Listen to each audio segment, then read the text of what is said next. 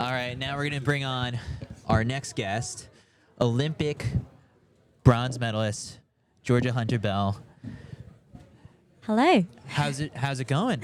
Going good, yeah. How are you, Chris? I'm doing well. I'm so excited to be here chatting with you a week after you were out in Paris. Now you're back at the Pre-Classic, so it's been a whirlwind, I'm sure. Yeah, it's been a crazy week. It was kind of nice. I felt like I had a little European summer break within the season because obviously it was a race, but it wasn't really a race in the traditional sense. So yeah, it was just a nice little stop in an amazing bit of history, and now we're back to it. Yeah, so all in all, I guess like we've seen just so many videos of like how emotional people have gotten just Yeah. watching how inspirational that race was and everything. But you, as you know, a person who participated in it, and it's really cool because right, like you could technically say like Faith is a rival in your event, but you still chose to be part of it. Like what were the emotions and takeaways that you had from it? Yeah, like when I heard about the event and Nike were like, would you want to be a part of it? I was like, yeah, I really would. I think that's just like such an iconic piece of history. Like I feel like if you got asked if you could pace Roger Bannister in the supplement yes. Yeah. you'd be like, okay,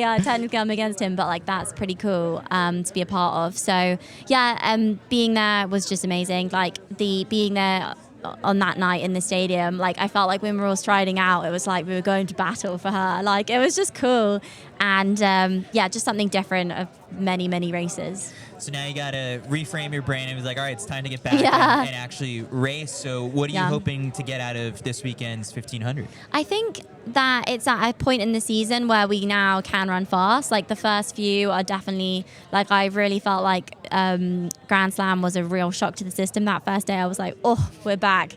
And then now it's like, okay, I've had a few opportunities to like blow off the cobweb. So now it's time to go fast. I think more than anything though, I just want to place well tomorrow. Like it's such a good field that I think the time will naturally come, but I just think I need to treat it almost like a world final. Like the lineup could easily be a world final, and it's just practicing, racing. Yeah, that's kind of what I want out of it. So I feel like I caught this in a mixed zone interview that you had recently, or like in one of somewhere that like you're up in the air when it comes to just sort of deciding if you're going all in on the 15 or the 8. I kind of am. Like, so I'm going to do the 15 tomorrow at Pre, and then I'm going to do the 8 in London.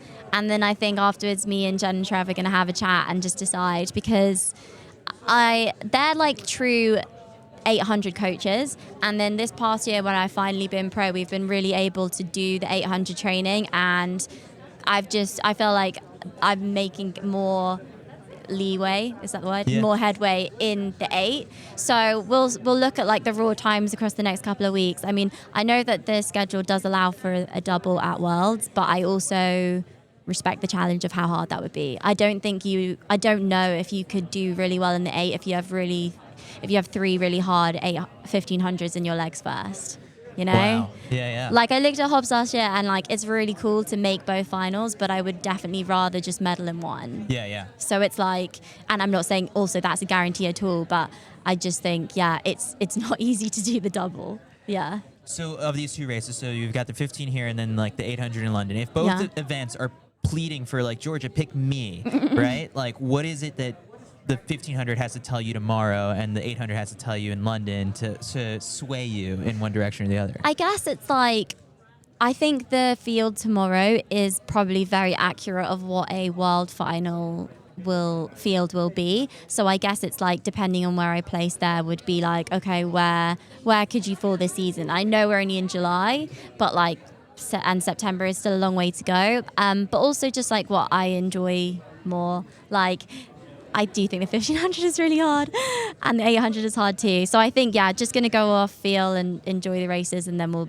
have some chats after that. What were the results of the poll? I know you put it up like on your Instagram story of like which event is harder, or what was the exact? I was just saying what's harder, the 15 or 8, and 1500 did win narrowly. I think it was like 53-47, something like that. Yeah, it was close. Did anyone respond with like? Yeah. Loads of people responded. It's like Nikki messaged and was like, "Oh my god, yeah, so much harder the 15."